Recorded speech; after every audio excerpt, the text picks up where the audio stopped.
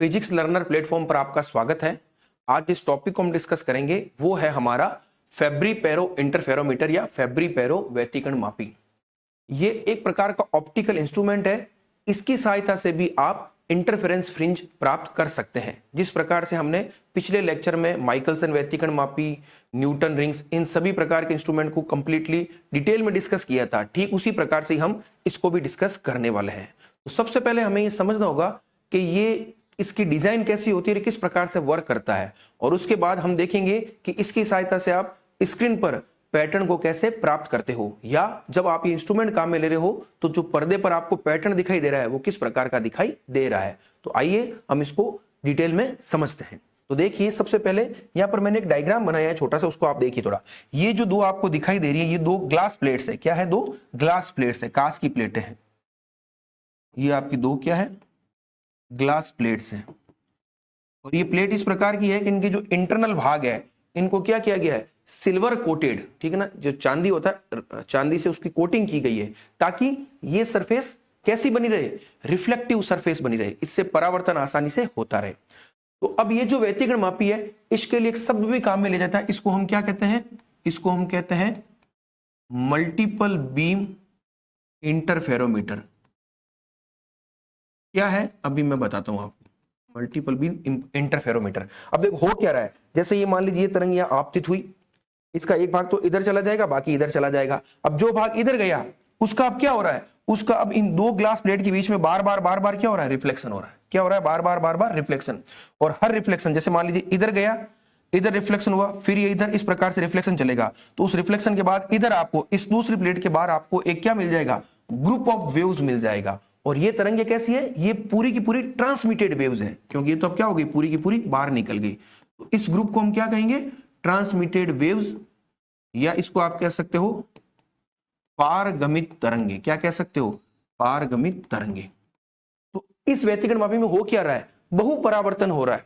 आपतित प्रकाश जो है उसका क्या हो रहा है? बहुपरावर्तन हो रहा है। और उस बहुपरावर्तन या मल्टीपल रिफ्लेक्शन के कारण जो आपको ट्रांसमिटेड यानी पारगमित तरंगे मिल रही है, इन तरंगों में जब अध्यारोपण होगा तो यहां पर जो भी स्क्रीन आप लगाओगे उस स्क्रीन पर आपको क्या मिल जाएगा? इंटरफेरेंस पैटर्न मिल जाएगा। तो ये इसकी सिंपल सी मैकेनिज्म है। अब उसको हम पूरा डिटेल में डिस्कस करेंगे, किस प्रकार से डायग्राम बनेगा, किस प्रकार से आप मैथमेटिकल एनालिसिस करोगे, और जो आपको पैटर्न मिलेगा, पैटर्न का सिंपल सा मतलब है आपको एक तो रिजल्टेंट इंटेंसिटी मिलेगी, उस इंटेंसिटी के आधार पर आपको यह बताना है कि कहां कहां पर मैक्सिमम मिलेगा और कहां कहां पर मिनिमा मिलेगा। तो अब देखते हैं। देखो, इसके लिए मैंने कुछ 2-3 स्टेटमेंट भी लिखे, उसको भी आप एक बार समझिए।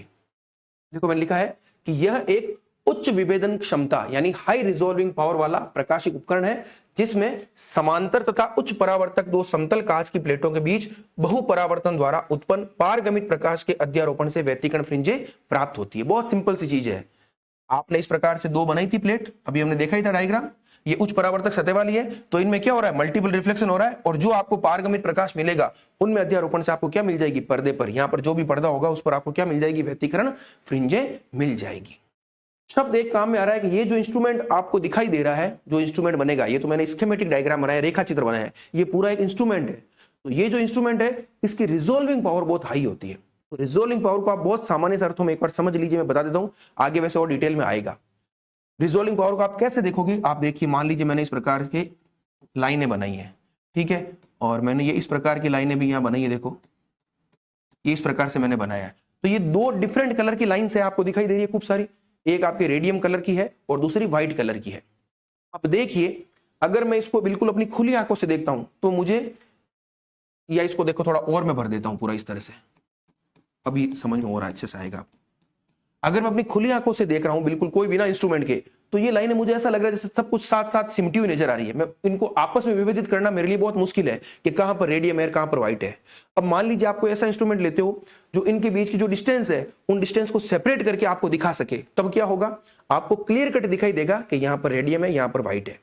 अब जैसे जैसे उस इंस्ट्रूमेंट की कैपेसिटी बढ़ेगी कि वो उनके बीच में जितनी भी डिस्टेंस है उसको एकदम से दूर दूर करके आपको दिखा सके, तो इसका मतलब क्या हो रहा है कि आप इन दो डिफरेंट कलर में विभेदीकरण, जो डिफरेंस है, बहुत आसानी से कर पा रहे हो। तो जितनी आसानी से कर पाओगे उस इंस्ट्रूमेंट की रिजॉल्विंग पावर उतनी ही ज्यादा होगी। तो रिजॉल्विंग का सिंपल सा मतलब क्या हो गया कि दो डिफरेंट टाइप की वस्तुएं हो, या जो दो डिफरेंट कलर की लाइंस आपको दिखाई दे रही है, उनको आप कितनी आसानी से अलग अलग देख पा रहे हो। जितनी आसानी से अलग अलग देख पा रहे हो उतना ही उस इंस्ट्रूमेंट की रिजोल्विंग पावर क्या हो जाएगी, ज्यादा हो जाएगी। अगर आप कम आसानी से देख पा रहे हो तो रिजोल्विंग पावर कम है, और ज्यादा आसानी से देख पा रहे हो तो रिजोल्विंग पावर ज्यादा है। तो ये जो आपका फेब्री पेरो व्यतिकरण मापी है वो हाई रिजोल्विंग इंस्ट्रूमेंट है, हाई रिजोल्विंग पावर वाला इंस्ट्रूमेंट है। यानी इस इंस्ट्रूमेंट के आधार पर जब आपको स्क्रीन पर पैटर्न मिलेगा, पैटर्न का मतलब हो गया मैक्सिमा और मिनिमा, तो उनको आप बड़ी आसानी से और बहुत साफ तरीके से, एकदम क्लियर कट तरीके से आप क्या कर सकते हो, विभेद कर सकते हो कि इन स्थान पर मैक्सिमा है, इन स्थान पर मिनिमा है। तो इसका सिंपल सा मतलब है। ठीक है, अब ये तो मैंने आपको बता दिया कि इसकी पूरी मैकेनिज्म क्या क्या है, किस प्रकार से आपको मिलेगा। यहां पर एक शब्द और काम में आता है, वो आप समझिए। देखो, इस फेब्री पेरो व्यतिकरण मापी के साथ साथ एक शब्द यहां पर आपको लिखा हुआ दिखाई देता है, इटालोन। ये इटालोन क्या होता है उसको आप एक बार समझिए। उसको देखो, मैं एक डायग्राम बना के आपको बताता हूं, तब आपको अच्छे से समझ में आएगा। ठीक है, इसको तो यहाँ रहने दीजिए एक बार। यहाँ मैंने दो चीजें बना रहा हूं, देखो आप एक बार। ये आपका डायग्राम तो इस प्रकार से है, ये आपकी दो ग्लास प्लेट्स है। ठीक है, इन्हीं के बीच में क्या हो रहा है, मल्टीपल रिफ्लेक्शन हो रहा है। ये भी दो ग्लास प्लेट्स हैं, इनके बीच की डिस्टेंस जो है वो मैंने कह दिया डी है। ठीक है, इनके बीच की डिस्टेंस डी है, दोनों सेम है। ठीक है ना। अब कौन सी स्थिति व्यतिकरण मापी की होगी और कौन सी स्थिति इटालोन की होगी? दोनों इंस्ट्रूमेंट है, याद रखना, दोनों इंटरफेरेंस पैटर्न प्राप्त करने के इंस्ट्रूमेंट है, लेकिन इनके नाम अलग अलग है। एक का इंटरफेरोमीटर है, एक का इटालोन है। तो इंटरफेरोमीटर के लिए क्या होगा कि देखिए, ये जो दोनों ग्लास की प्लेटें हैं जिनके बीच की डिस्टेंस डी है, अगर मैं एक प्लेट को फिक्स रखता हूं और दूसरी को मूव कर सकता हूं, यानी अपनी जगह से खिसका सकता हूं, तो होगा क्या, उस स्थिति में आपकी डी क्या हो जाएगी, डी हो जाएगी वेरी। वेरी का मतलब हो गया परिवर्तित। अगर मैं डी को परिवर्तित कर रहा हूं इस प्रकार से, एक को फिक्स दूसरे को हिला करके, तो उस स्थिति में जो इंस्ट्रूमेंट होगा आपका वो कहलाएगा आपका व्यतिकरण मापी। समझ में आ गया आपको? व्यतिकरण मापी का सिंपल सा मतलब है कि आप मैकेनिकल तरीके से एक ग्लास प्लेट को फिक्स रखते हुए दूसरी ग्लास प्लेट को क्या कर रहे हो, मूव कर रहे हो या वेरी कर रहे हो। मूव करोगे तो उनके बीच की डिस्टेंस क्या हो जाएगी, वेरी हो जाएगी। और अगर डी फिक्स हो, आप चेंज कर ही नहीं सकते, स्क्रू से कस दिया, तो उस स्थिति में जो इंस्ट्रूमेंट होगा वो आपका कहलाएगा इटालोन। बस इतनी सी बात थी जो मैंने आपको बता दी। डी फिक्स इटालोन, डी वेरी व्यतिकरण मापी। क्लियर है? बाकी मैकेनिज्म सेम रहेगी। तो ये हमने देख लिया। अब हम स्टार्ट करते हैं इसके पूरे मैथमेटिकल एनालिसिस को। तो अब देखिए, आगे मैंने एक डायग्राम बनाया, उसको आप ध्यान से देखिएगा। देखो, ये मैंने बहुत सिस्टमेटिक डायग्राम बनाया है। ये दो आपकी ग्लास प्लेट्स है, ये एक लेंस है और ये स्क्रीन है। हो क्या रहा है, ये एक आपका आपतित प्रकाश आ रहा है। जैसे ही आपतित प्रकाश आएगा तो इसका एक भाग तो इधर जाएगा और एक भाग इधर की तरफ चला जाएगा। जो भाग इधर की तरफ गया, यानी दोनों ग्लास प्लेट के बीच में आ गया, उसमें अब क्या हो रहा है, बार बार मल्टीपल रिफ्लेक्शन हो रहा है। और हर रिफ्लेक्शन के बाद आपको क्या मिल रही है, ट्रांसमिटेड वेव्स मिल रही है। और इन ट्रांसमिटेड वेव्स में क्या होगा, अध्यारोपण होगा। और जब अध्यारोपण होगा तो आपको पर्दे पर व्यतिकरण प्रतिरूप प्राप्त हो जाएगा। अब ये लेंस क्यों लगाया मैंने, ये देखो तरंगे बहुत, ये तो मैंने 3-4 बनाई, ऐसी अनंत तरंगे हैं। तो उन तरंगों को आपको किसी एक पॉइंट पर लाना पड़ेगा। तो उसके लिए हम क्या करेंगे, इनको सबको कन्वर्ज कराना पड़ेगा। ठीक है ना, उनको क्या कराना पड़ेगा, उनका कन्वर्जेंस होना जरूरी है। इसलिए हमने यहाँ पर कॉन्वेक्स लेंस, ठीक है ना, जिसको हम कहते हैं उत्तल लेंस, काम में ले लिया। ये क्या करेगा, इन सभी तरंगों को कन्वर्ज करके एक पॉइंट पर ला करके आपको रिजल्टेंट प्रदान कर देगा। तो ये इसका पूरा सेटअप है। अब आपका काम क्या है, आपका काम सिंपल सा मतलब है, देखो हम लोगों ने अध्यारोपण का सिद्धांत पढ़ा था, तो वह हम यहां पर भी हम उसको अप्लाई करेंगे। अध्यारोपण का सिद्धांत क्या कहता है कि जो अलग अलग तरंग है, उन सभी तरंगों का जो विस्थापन है उसको जब आप ऐड कर दोगे, जैसे मान लीजिए किसी एक तरंग का विस्थापन y1 है, दूसरे का y2 है, तीसरे का y3 है, इस प्रकार से जो अनंत तरंगे आपको मिलेगी खूब सारी मल्टीपल रिफ्लेक्शन से, तो उन सभी तरंगों के विस्थापन को जब आप ऐड कर दोगे तो आपको पर्दे के किसी बिंदु पर क्या मिल जाएगा, परिणामी आयाम मिल जाएगा या परिणामी विस्थापन मिल जाएगा। उस परिणामी विस्थापन से आप परिणामी आयाम भी निकाल लोगे और परिणामी तीव्रता भी निकाल लोगे। फिर उस तीव्रता को आप संपोषी व्यतिकरण के लिए हिसाब से एडजस्ट करोगे और विनाशी व्यतिकरण के हिसाब से एडजस्ट करोगे और संपोषी तथा विनाशी व्यतिकरण की शर्तें प्राप्त करेंगे। और वही आपका क्या कहलाएगा, इंटरफेरेंस पैटर्न कहलाएगा। तो कैसे करना है उसको आप एक बार देखिए। यहां पर मैं दो शब्द काम में लूंगा। हम लोगों ने जब पतली फिल्म में व्यतिकरण पढ़ा था तो वहां पर हमने एक शब्द काम में लिया था, परावर्तन गुणांक, अगर आपको याद हो तो, जिसको हम स्मॉल r से दर्शा रहे थे। और एक था आपका पारगमन गुणांक, ट्रांसमिशन कोफिशिएंट, इसको हम स्मॉल t से दर्शा रहे थे। स्मॉल r तो क्या था, n1 minus n2 upon n1 plus n2, और t क्या था, 2n1 upon n1 plus n2। तो ये चीजें भी आपके काम आएगी। ये थे क्या कि कोई भी मान लो आपतित तरंग है जिसका आयाम a0 था, तो उसका कितना भाग परावर्तित हुआ और कितना भाग ट्रांसमिटेड हुआ, वो हम कैसे निकालते थे कि अगर मैं उस आपतित प्रकाश के आयाम को स्मॉल r जो कि परावर्तन गुणांक है उससे मल्टीप्लाई कर देता हूं, तो सपोज करो मेरे पास a0 था, तो a0 अगर मैं r से मल्टीप्लाई करता हूं तो वो आयाम किसका हो जाएगा, परावर्तित तरंग का हो जाएगा। और उसी प्रकार से अगर उस आयाम को मैं t से मल्टीप्लाई कर देता हूं तो वो किसका आयाम हो जाएगा, पारगमित तरंग का आयाम हो जाएगा। जितनी बार परावर्तन होगा उतनी बार हर बार हम क्या करेंगे, स्मॉल r से गुणा करेंगे, और जितनी बार पारगमन होगा हर बार हम क्या करेंगे, पारगमन गुणांक स्मॉल t से गुणा करेंगे। फिर दो शब्द यहां पर दो और काम आएंगे, एक होगा कैपिटल आर और एक होगा कैपिटल टी। तो कैपिटल आर को हम आर स्क्वायर के रूप में लिखते हैं, ये नोटेशन है, और इसको हम टी स्क्वायर के रूप में लिखते हैं। ये भी आपके परावर्तन और पारगमन गुणांक की है। क्लियर है? तो ये दो तीनों चीजें आप ध्यान रखना, इसका मैं यूज करने वाला हूं। अब देखिए, आइए आप यहाँ पे ये मान लीजिए आपतित प्रकाश है जिसका आयाम को मैंने कह दिया ए, ठीक है, इसके आयाम को मैंने क्या कह दिया, ए कह दिया। अब देखो इसका एक भाग इधर और एक भाग इधर, इधर गया वो क्या है, इसके सापेक्ष ट्रांसमिशन है, तो इसको मैं कैसे लिखूंगा, ए टी लिखूंगा। क्लियर है? इसमें तो किसी को डाउट नहीं होना चाहिए, क्योंकि इस तरंग का इधर होगा परावर्तन और इधर होगा ट्रांसमिशन।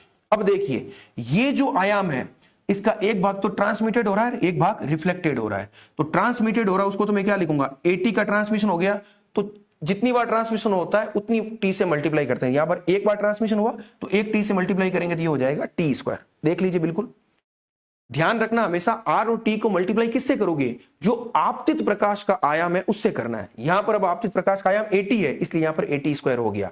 और ये क्या हो जाएगी आपकी किरण, मुझे बताओ, ये हो जाएगी ए टी तो पहले से ही है और आर से मल्टीप्लाई कर दीजिए। अब ये क्या होगी, देखो अब ये आपतित, उसके सापेक्ष ये परावर्तित, तो ये क्या हो जाएगी, देखो ए टी आर तो पहले से ही है, परावर्तित हो गई तो एक आर से और मल्टीप्लाई, तो ये होगी आर टी स्क्वायर। अब ये तरंग आपतित है, अब देखो इधर वालों की तो हमें चर्चा ही नहीं करनी, हमें सिर्फ इधर चर्चा करनी है। तो ये ए टी आर स्क्वायर है, तो इसका एक भाग इधर परावर्तित, एक भाग पारगमित। तो देखो ए टी आर स्क्वायर का ये भाग पारगमित है, ट्रांसमिटेड है, तो उसको हम टी से मल्टीप्लाई करेंगे, तो टी से मल्टीप्लाई करोगे तो ये हो जाएगा टी स्क्वायर। और ये भाग क्या है, ए टी आर स्क्वायर पहले से ही, और एक आर से और मल्टीप्लाई करो क्योंकि यहां पर क्या हो रहा है, रिफ्लेक्शन हो रहा था, ये हो जाएगा ए टी आर क्यूब।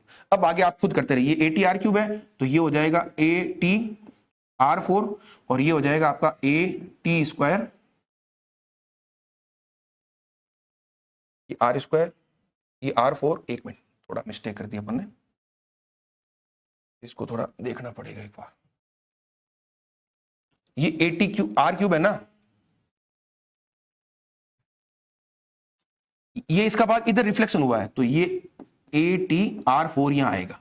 थोड़ा रिफ्लेक्शन का ध्यान रखना आप, ठीक है ना, इस तरह से ये कंटिन्यू चला, are square are cube R4, तो ये हो जाएगा आपका ए टी R4 पहले से ही और ट्रांसमिशन हुआ तो टी स्क्वायर। फिर ये हो जाएगा आपका ए टी R5, ये हो जाएगा ए टी R6, तो ये हो जाएगा आपका ए टी स्क्वायर R6। उसी प्रकार से ये होगा ए टी R7, ये होगा ए टी R8 और ये हो जाएगा ए टी स्क्वायर R8। बस ये सीक्वेंस आप ध्यान रखना, हो सकता है बोलने में थोड़ी मिस्टेक होगी, लेकिन आप लिखा हुआ एकदम सही, आप ध्यान से रखना। A T square R square, A T square R4, A T square R6, A T square R8, इस प्रकार से एक सीक्वेंस चल रहा है। तो यहाँ पर क्या हो रहा है, मल्टीपल रिफ्लेक्शन हो रहा है। और ये सारे के सारे मैंने क्या लिखे हैं, ये जितने भी देखो, ये वाला, ये सारे के सारे क्या है, ये सारे के सारे जो विभिन्न पारगमित प्रकाश आपको दिखाई दे रहा है उनके आयाम है, उनके क्या है, आयाम है।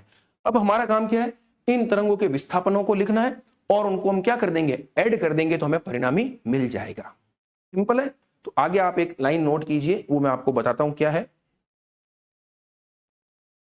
अब हम इसके मैथमेटिकल एनालिसिस को देख लेते हैं जो मैंने आगे नोट किया है। देखिए मैंने यहां पर कुछ लिखा है, पारगमित तरंगों के विस्थापन को निम्न प्रकार लिखा जा सकता है। तो आपको देखो इस डायग्राम में पारगमित तरंगे दिखाई दी ना, ये 1 2 3 4, ये सारे के सारे, इनके विस्थापन को अब हम लिख रहे हैं, कैसे लिख रहे हैं आप देखिए।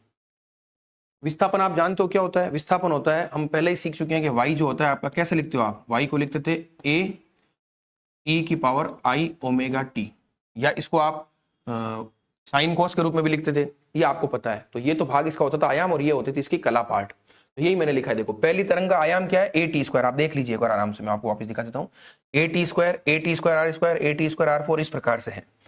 तो देखिए मैंने सबसे पहले क्या लिखा है, ए टी स्क्वायर ई की power minus I omega T, minus plus में कोई फर्क नहीं पड़ता, माइनस भी लिख सकते हो, ये लिखने का एक सेट पैटर्न है। फिर दूसरे मैंने क्या लिखा है, y2 A T square R square E की power minus I omega T minus 5। ये क्यों लिखा है बताता हूं। उसी प्रकार से मैंने 4 को लिखा है, आप 4 5 10 जितनी भी अनंत श्रेणी है तो अनंत परावर्तन हो रहा है, ठीक है ना, तो आप लिख सकते हो। ये देखिए -5 -25 -35 क्यों लिखा है, आपको पता है इंटरफेरेंस की सबसे इंपॉर्टेंट शर्त क्या है?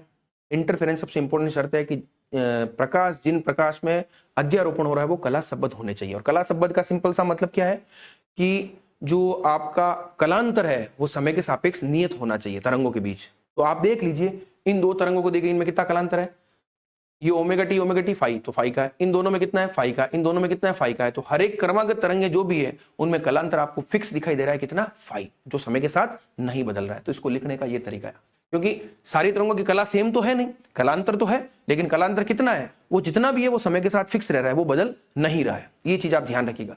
इन तरंगों में फाई का है, इसमें देखोगे तो 2 फाई का होगा। तो अगर मैं इन दो तरंगों को कंपेयर करूंगा तो जहां तक ये तरंगे चलेगी आप किसी भी समय को पकड़ लीजिए, उनमें कलांतर कितना रहने वाला है, 2 फाई रहने वाला है। इन दोनों के बीच में फाई रहेगा, इसके बीच में 2 फाई रहेगा, फर्स्ट और फोर्थ के बीच में 3 फाई रहेगा। जितना भी रहेगा वो हमेशा फिक्स रहेगा। तो ये लिखने का तरीका है। तो आपने क्या कर लिया, जितनी भी पारगमी तरंगे थी उनके आयाम, उनके विस्थापन को लिख लिया। अब हम क्या करेंगे, अध्यारोपण का सिद्धांत अप्लाई करेंगे, और वो सिद्धांत क्या कहता है, इन सबको आप एडअप कर दीजिए। तो यहां पर मैं एक बार इसको लिख देता हूं अच्छे से, आप नोट कर लीजिए। ये अनंत तक चलेगी, ठीक है ना। यहां पर आप नीचे लिख देना, अध्यारोपण के सिद्धांत से, तो वो क्या हो जाएगा, रिजल्टेंट y वो हो जाएगा y1 plus y2 plus y3, और ये अनंत श्रेणी है जो चलती रहेगी।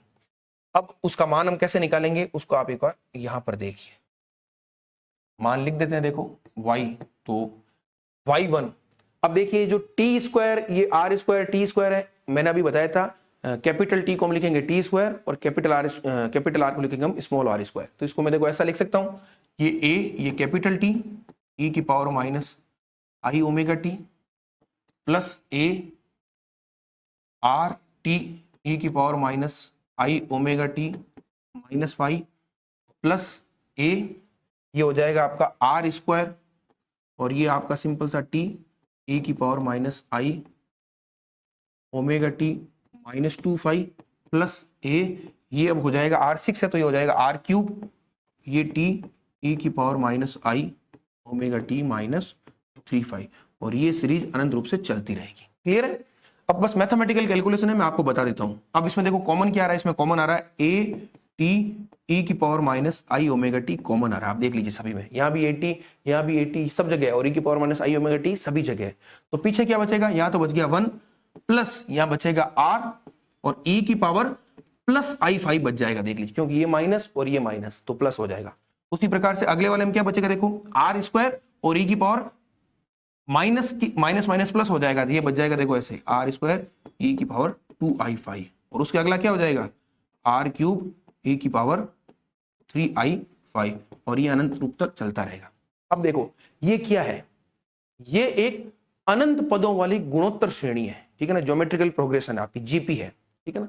जीपी क्यों है, क्योंकि इसमें आपको कॉमन रेशियो मिल रहा है, सार अनुपात, वो कितना है आर ई की पावर आयोटा फाई। ये तो मेरे हिसाब से आप सब जानते होंगे गुणोत्तर श्रेणी क्या होती है, समांतर श्रेणी क्या होती है। समांतर श्रेणी का तो मतलब हो गया कि आप जोड़ कर रहे हो एक तरह से, ठीक है ना। समांतर श्रेणी में क्या होता है, क्रमागत का जो डिफरेंस होता है उसको आप लगातार जोड़ते हो तो आपको सीरीज मिलती है। और गुणोत्तर श्रेणी में क्या होता है, क्रमागत जो भी पद होते हैं उनका अनुपात निकालते हैं, उस अनुपात को जब आप मल्टीप्लाई करते हो तो आपको अगला पद मिल जाता है। तो यहाँ पर देखिए इन दोनों का अनुपात निकालेगा तो आर ई की पावर आई फाई, इन दोनों का निकालोगे तब भी क्या हो रहा है, आर स्क्वायर से आर कट जाएगा, एक आई फाई से एक आई फाई कट जाएगा, तो भी क्या होगा आर ई की पावर आई फाई। तो इसको मैं लिख सकता हूं, देखो ये जो आपकी है इसको मैं क्या लिख सकता हूं, ये आपकी अनंत पदों वाली गुणोत्तर श्रेणी, जिसको हम जीपी कहते हैं, गुणोत्तर श्रेणी है जिसका सार्व अनुपात कहो या उसको आप कॉमन रेशियो भी कहते हो, जिसका सार्व अनुपात कितना है, सार्व अनुपात है आर ई की पावर आई फाई है, ये ध्यान रखना, ठीक है ना। सार्व अनुपात कितना है, आर ई की पावर आई फाई। तो अनंत पदों वाली गुणोत्तर श्रेणी का योगफल क्या होता है, वो होता है 1/1 माइनस सार्व अनुपात, ये आप जानते हो, ठीक है ना, 1/1 माइनस सार्व अनुपात। बस उसको लिख देते हैं। चलो अब तो बहुत सिंपल सा काम है आपके लिए। देखो ये y आ गया, कॉमन था आपका a e की पावर ए टी ई की power minus I omega T, और उस सीरीज का आपको लिखना है, सीरीज का आंसर होता है 1/, 1 माइनस आर, आर का मतलब हो गया सार अनुपात, तो ये हो गया 1/1 माइनस आर, आर यानी सार अनुपात, वो कितना था देखिए, वो था आपका आर ई की पावर आई फाइव, तो ये लीजिए आर ई की पावर आई। क्लियर है? इसको थोड़ा सा सिस्टमेटिक कर देते हैं, तो ये हो गया ए टी ई की power minus I omega T, और ये हो गया 1 माइनस आर ई की पावर आई फाइव। ये आपके पास आ गया जो भी तरंगे अध्यारोपित हो रही थी उनका परिणामी विस्थापन, परिणामी विस्थापन आ गया। अब हम निकालेंगे परिणामी आयाम, तो आपको पता चल गया क्या हो रहा है इसमें, देखो आप इसको आप ऐसे भी समझ सकते हो। हाँ, चलो इसको हम देखते हैं। अभी परिणामी विस्थापन तो हमने निकाल लिया, अब परिणामी विस्थापन के बाद हम क्या निकालेंगे, इसके परिणामी आयाम को देखेंगे, और परिणामी आयाम के बाद हम क्या निकालेंगे, उसकी परिणामी तीव्रता को निकालेंगे। तो वो आप एक बार देखिए, उसको मैं थोड़ा सिस्टमेटिक तरीके से आपको बताता हूं। तो परिणामी आयाम के लिए हम क्या करते हैं, आपको पता आयाम होता है, सॉरी परिणामी तीव्रता होती है आयाम या विस्थापन का स्क्वायर, ये हम जानते हैं। तो देखो मैं यहां पर एक लाइन लिख रहा हूं, परिणामी तीव्रता, तो जो परिणामी तीव्रता होगी वो क्या हो जाएगी आई, और वो हो जाएगी मोड वाई स्क्वायर। मोड क्यों कहां में ले रहे हैं, क्योंकि यहां पर देखो आयोटा है, तो जब कभी भी आयोटा या इस प्रकार का इमेजिनरी नंबर होता है तो हम हमेशा स्क्वायर को हमेशा मोड के रूप में लिखते हैं। मोड लिखने का फायदा क्या हो जाएगा, इसको आप ऐसे लिख सकते हो वाई वाई स्टार, स्टार का मतलब होता है कॉम्प्लेक्स कॉन्जुगेट, तो एक अगर राशि सिंपल है तो दूसरा उसका कॉम्प्लेक्स कॉन्जुगेट लिखेंगे। ये सब सिंपल चीजें, सिंपल मैथमेटिक्स है जो आप सब जानते हो। कॉम्प्लेक्स कॉन्जुगेट का मतलब होता है जहां पर भी आई है उसको आप माइनस आई से तब्दील कर दीजिए, माइनस आई है तो प्लस आई लिख दीजिए। तो अब देखो परिणामी तीव्रता हम कैसे निकालते हैं, y तो आपका ये रहा, ये लिख लीजिए ए टी, इसको सिंपल ऐसे स्क्वायर करोगे तो नहीं आएगा, आपको वाई वाई स्टार ही काम में लेना पड़ेगा, माइनस आई ओमेगा टी, और ये 1 माइनस आर ई की पावर आई फाइव, ये तो हो गया आपका y, और y स्टार कैसे लिखेंगे, जहां पर भी i है वहां पर आप माइनस आई कर दीजिए प्लस आई को, और माइनस आई को प्लस आई कर दीजिए। तो ये देखो ए टी, यहां पर माइनस आई है तो ये हो जाएगा आपका प्लस आई ओमेगा टी, अब चाहे प्लस लिखने की जरूरत नहीं, कंफ्यूज हो जाओगे, टी दिख रहा है, ई आई ओमेगा टी, और ये हो जाएगा 1 माइनस आर ई की पावर माइनस आई फाइव। या माइनस को चेंज मत कर देना, ये तो माइनस ही रहेगा, जहां आई है आई के जस्ट पहले सिंबल अगर प्लस है तो माइनस, माइनस है तो प्लस। अब देखो, अब हम इसको सिंपली एक बार कैलकुलेट कर लेते हैं। तो ये ई की power minus I omega T plus I omega T तो कैंसिल हो जाएगा, तो ये बच गया देखो आई ऊपर हो गया आपका ए स्क्वायर टी स्क्वायर, और नीचे क्या बच गया देखो, इसको आप ओपन करना, बिल्कुल मैथमेटिक्स है, तो मैं तो लिख देता हूं सीधा ही 1, ये माइनस माइनस प्लस होकर के, और ये आई फाइव प्लस आई फाइव कट जाएगा, प्लस आर स्क्वायर, ठीक है। फिर ये इसके साथ और ये इसके साथ, तो मैं इसमें देखो माइनस आर कॉमन ले लेता हूं, तो अंदर क्या बच गया ई की पावर आई फाइव प्लस ई की पावर माइनस आई फाइव। देख लीजिए आप, बहुत सिंपल सी चीज है, आप कर सकते हो। ये मैं पूरा चाहता तो बोर्ड पर पूरा लिख देता, लेकिन मैं चाह रहा हूं कि जो मैथमेटिकल कैलकुलेशन होती है वो हम साथ साथ करते रहे। मैं पूरा बोर्ड पर लिखता रहूं, आप उसको साथ साथ नोट करते रहे, तब आपके लिए आसान होगा, ताकि कोई स्टेप में अगर गलती हो तो पकड़ में आ जाए, ठीक है ना। लेक्चर तो निश्चित रूप से थोड़ा बड़ा हो रहा है, कोई दिक्कत नहीं है। ये लो, अब इसको थोड़ा और मैथमेटिकल सिंप्लीफाइड करते हैं। मैं क्या कर रहा हूं, देखो एक बार, ये आपका हो गया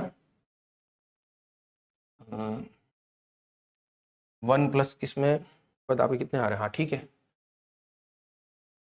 इसको मैं, ये आर है, देखो एक बार ई की पावर आई फाइव प्लस ई की पावर माइनस आई फाइव, इसको मैं नीचे 2 लिख रहा हूं, ऊपर भी 2 लिख रहा हूं, कोई दिक्कत तो नहीं है आपको, बिल्कुल सिंपल है। चलो अब इसका फर्क क्या पड़ा उसको आप देखिएगा। आप एक चीज जानते हो, एक फॉर्मूला, इसको मैं यहां बॉक्स बना कर लिख देता हूं, कि ई की पावर जो आई थीटा होता है वो होता है कोस थीटा प्लस आई साइन थीटा। उसी प्रकार से ई की पावर माइनस आई थीटा होता है, वो क्या होता है कोस थीटा माइनस आई साइन थीटा। तो अगर मैं इन दोनों को जोड़ता हूं तो साइन वाला पद कैंसिल हो जाएगा, पीछे क्या बच जाएगा कोस थीटा, 2 कोस थीटा। तो आई थीटा और माइनस आई थीटा को जोड़ते हो तो कॉस वाला पद आता है, घटाते हो तो माइनस वाला पद, साइन वाला पद आता है। तो यहां पर देखो ई की पावर आई फाइव प्लस ई की पावर माइनस आई फाइव अपॉन 2 कर दिया तो सिंपली किसके बराबर हो जाएगा, कॉस थीटा के। क्यों, क्योंकि दोनों का जोड़ तो होता है 2 कॉस थीटा, अपॉन 2 कर दिया तो वो सिंपल सा हो जाएगा कॉस थीटा। तो क्या मैं इसको ऐसा लिख सकता हूं, देखो कॉस फाइव, आप देख लीजिए एक बार इसको आराम से, कोई जल्दबाजी नहीं है, क्लियर। तो 2 माइनस 2 आर कॉस फाइव। अब इसको आगे हम कैसे करेंगे एक बार आप देखिए, आगे अब थोड़ी और मैथमेटिकल कैलकुलेशन को इजी करते हैं। ये देखिए 1 प्लस आर स्क्वायर, यहां पर मैं क्या कर रहा हूं, एक 2r को तो घटा रहा हूं और एक 2r को जोड़ रहा हूं अलग से। ये मैंने अलग से लिखा -2r प्लस 2r, और ये -2r cos फाई तो पहले से ही मौजूद है, कोई दिक्कत थोड़ी है। ये मैं इसलिए कर रहा हूं क्योंकि मुझे स्टैंडर्ड आंसर पता है, तो मुझे स्टैंडर्ड आंसर तक पहुंचना है, इसलिए मैथमेटिकल मैनिपुलेशन कर रहा हूं। तो मैंने -2r घटा दिया, सॉरी -2r लिख दिया, और -2r लिखा है तो मुझे +2r भी लिखना पड़ेगा। अब देखो ये तो सिंपल सा क्या हो जाएगा, 1 - r का होल स्क्वायर। तो एक बार आप देख लीजिए, ये हो गया a स्क्वायर t स्क्वायर, ये 1 - r का होल स्क्वायर, और यहां पर देखो +2r कॉमन, 1 - cos फाई बच गया।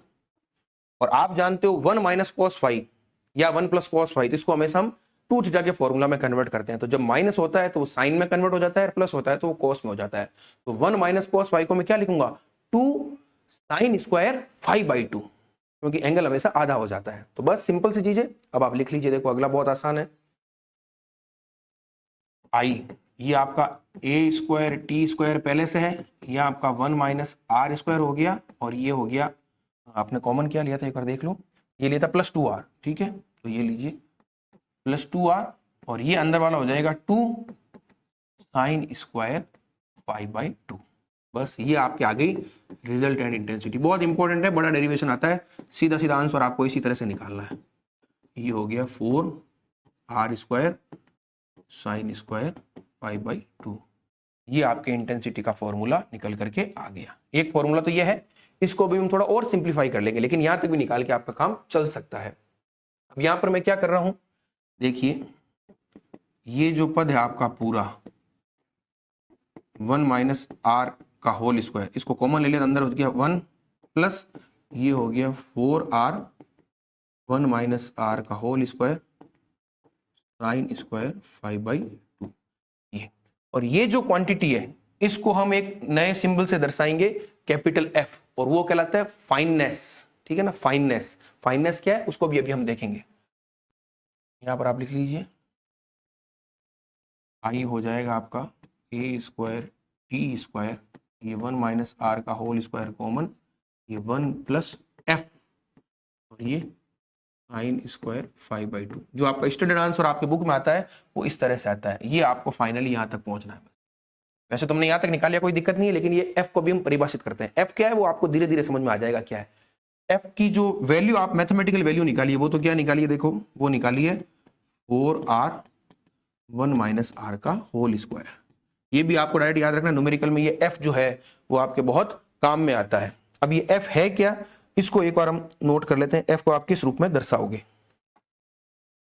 ये जो आपका f है वो कहलाता है कोफिशिएंट ऑफ फाइननेस, फाइननेस।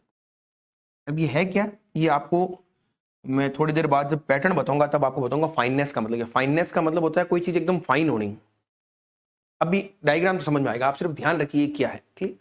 तो ये हमारा हो गया, तो ये हमने रिजल्ट, ये क्या प्राप्त कर लिया हमने, रिजल्ट एंड इंटेंसिटी प्राप्त कर ली। तो आप जिस टॉपिक को पढ़ रहे थे फेब्री पेरो व्यतिकरण मापी, तो उसमें हमारा काम क्या था, इंटरफेरेंस पैटर्न को प्राप्त करना। तो आपको रिजल्ट एंड इंटेंसिटी मिल गई। अब आप उसको एक बार संपोषी व्यतिकरण के लिए अप्लाई कीजिए, यानी वो स्थिति ज्ञात कीजिए जब इंटेंसिटी मैक्सिमम है, और वो स्थिति ज्ञात कीजिए जब इंटेंसिटी मिनिमम है। फटाक से उसको हम कंप्लीट कर लेते हैं। देखिए आप, दो कंडीशन यहां पर लिखने वाले हैं। एक लिखेंगे हम संपोषी व्यतिकरण के लिए, और दूसरे लिखेंगे हम विनाशी व्यतिकरण के लिए। क्लियर है। तो देखो इंटेंसिटी जो आपकी लिखी हुई, एक बार मैं काम करता हूं, इंटेंसिटी के फॉर्मूले को वापस लिख देता हूं। क्या है, जो आई था आपका वो था a square t square 1 - r का होल स्क्वायर, ये 1 plus f sign square five by 2, ये था, ये इंटेंसिटी। अब संपोषी व्यतिकरण के लिए आपको पता है इंटेंसिटी क्या होनी चाहिए, मैक्सिमम। मैक्सिमम कब होगी, अब देखो चेंजेस तो इसमें फाई के आधार पर ही देखोगे, ठीक है ना, फाई ही बदलेगा, लेकिन याद रखना फाई समय के साथ ही बदल रहा है, फाई जो भी है वो फिक्स रह जाएगा। तो मैक्सिमा के लिए फाई क्या होगा, अब वैसे नहीं पता चलेगा। देखो इंटेंसिटी मैक्सिमम कब होगी, दो चीजें, एक न्यूमरेटर है एक डिनोमिनेटर है, एक अंश है एक हर है। तो आप समझ सकते हो कि ये जो क्वांटिटी है, इस क्वांटिटी में जो इस डिनोमिनेटर का मान अगर न्यूनतम होगा तो ये मैक्सिमम हो जाएगा। और न्यूनतम किसका हो सकता है? 1 RF, तो ये तो सब फिक्स है, चेंज होगा फाई यानी साइन स्क्वायर फाई। तो साइन का न्यूनतम मान क्या होता है? साइन का न्यूनतम आता है 0। तो साइन स्क्वायर 5/2 जब 0 होगा तब ये पूरी क्वांटिटी हो जाएगी मैक्सिमम, और इसका मान जब मैक्सिमम होगा तो ये क्वांटिटी हो जाएगी मिनिमम। तो समपोषी व्यतिकरण की शर्त क्या होगी? देखो आप ऐसा लिखो, for I maxima sine square 5/2 is equal to 0। इसको 0 क्योंकि इसका मिनिमम वैल्यू 0 है, ये 0 होते क्या हो गया? इसका पूरा मान 0, यानी अब डिनोमिनेटर क्या हो गया? एकदम मिनिमम हो गया, जितना मिनिमम हो सकता था। तो इंटेंसिटी क्या हो जाएगी? एकदम मैक्सिमम हो जाएगी। और साइन फाई 0 कब होता है? n पाई पर होता है, तो ये हो गया आपका n पाई। बस ये आपको ध्यान रखनी है कंडीशन। और जब आप ये लिखोगे तो उस स्थिति में आपकी आई मैक्सिमा कितनी आ गई मुझे बताओ। अब ये जो आई है, ये आपका आई, ये हो गया आई मैक्सिमा, और आई मैक्सिमा का मान आ गया a square T square 1 minus R का होल स्क्वायर। और ये सिंपली ये तो 1 हो गया, f तो 0 हो गया, तो ये सिंपल सा ये बच गया। तो ये देखिए आई मैक्सिमा आ गया आपके पास। याद रखना हमेशा मान बहुत काम आएगा, a square T square 1 minus R का होल स्क्वायर, ये कहलाता है आई मैक्सिमा। और इसको आप एक मिनट, कई बार इसको आई जीरो भी लिखा जाता है। आई जीरो को चाहे आई मैक्सिमम हो, दोनों एक ही बात है। कंडीशन बहुत सिंपल है, डिनोमिनेटर को आप क्या कर दीजिए? मिनिमम कर दीजिए। उसी प्रकार से विनाशी व्यतिकरण के लिए आप क्या लिखोगे? फॉर आई मिनिमा, तो आई मिनिमा के लिए इसको मैक्सिमम होना पड़ेगा। तो साइन स्क्वायर फाई मैक्सिमम कब होता है? For I maxima sine square 5/2 is equal to 1, क्योंकि इसकी मैक्सिमम वैल्यू तो 1 हो सकती है।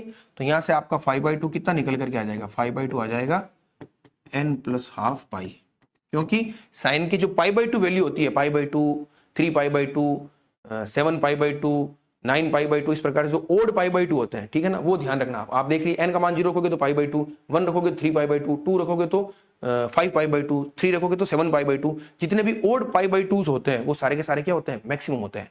हालांकि आप यहाँ पर कहोगे कि 3π/2 तो माइनस होता है, तो माइनस की चिंता नहीं करनी, क्योंकि यहाँ पर स्क्वायर है, आपको ये ध्यान रखना है। ठीक है, मेन काम आपका ये कंडीशन को ध्यान रखना है बस। तो आप देखिए इस स्थिति में आई क्या हो जाएगा मुझे बताओ? आई मिनिमम होगा, और वो होगा a square T square 1 minus R का होल स्क्वायर, और ये हो जाएगा 1 प्लस। देखिए आप आराम से, कोई डाउट ही नहीं होना चाहिए। तो आई मिनिमम ये आ गया आपका। इसको मैं चाहूं तो थोड़ा और इजी कर सकता हूं। कैसे? आप जानते हो f क्या होता है? f है आपका 4r अपॉन 1 माइनस आर का होल स्क्वायर। तो देखो इसको थोड़ा सा और सिंप्लीफाई कर देते हैं, a square T square 1 minus R का whole square 1 plus 4r 1 minus R का होल स्क्वायर। इसको अगर मैं कैलकुलेट करता हूं तो देखो एक बार क्या लिखूंगा, a स्क्वायर टी स्क्वायर, ये 1 से गुणा हो जाएगा, देखो ये पूरा 1 से तो ये हो गया प्लस 4r, ये 1 upon R square whole square cut जाएगा, तो ये बच जाएगा प्लस 4r। अब इसको ओपन करोगे तो क्या होगा? देखो 1 square plus R square minus 2r, और ये प्लस का 2r, तो माइनस 2r प्लस 2r कितना हो जाएगा? Resultant plus 2r। तो 1 अब बचेगा क्या? पीछे बचेगा 1 स्क्वायर, यानी 1 plus R square plus 2r, तो वो हो जाएगा 1 प्लस आर का होल स्क्वायर। तो मैं सीधा देखो यहां लिख सकता हूं ऐसे, आप देखिएगा एक बार, आई मिनिमा ये हो जाएगा simply a square T square 1 plus R का होल स्क्वायर। बस तो आपको पता चल गया होगा। देखो मैक्सिमम में तो आ रहा है नीचे 1 माइनस आर का होल स्क्वायर, ये आ रहा है 1 प्लस आर का होल स्क्वायर, और आना भी चाहिए। यहाँ पर डिनोमिनेटर कम हो रहा है क्योंकि माइनस हो रहा है, तो ये मैक्सिमम हो जाएगा। या डिनोमिनेटर बढ़ रहा है तो ये नीचे बढ़ रहा है, तो रिजल्टेंट क्या हो जाएगा? कम हो जाएगा। तो ये आई मैक्सिमा और आई मिनिमा आपके पास आ गया। मेरे हिसाब से बहुत सिंपल है। लेक्चर थोड़ा सा बड़ा हो गया, लेकिन चूंकि बड़ा डेरिवेशन आता है, हर चीज को बोर्ड पर लिख के बताना था, तो आपको इसमें टाइम लगेगा, लेकिन पूरा का पूरा मैंने बोर्ड पर लिख करके आपको बता दिया है सिस्टमेटिक। आप आराम से इसको ढंग से सुन करके नोट कर लीजिएगा। ये क्वेश्चन एग्जाम में एज इट इज पूछा जाता है। तो ये हमने फेब्री पेरो इंटरफेरोमीटर में पैटर्न कैसा मिलता है वो समझ लिया। अब इस टॉपिक में एक छोटी सी बात और है जिसको भी हमें समझना है, वो भी इंपॉर्टेंट एग्जाम में पूछी जाती है, लेकिन उसको हम नेक्स्ट लेक्चर में डिस्कस करेंगे। Thank you.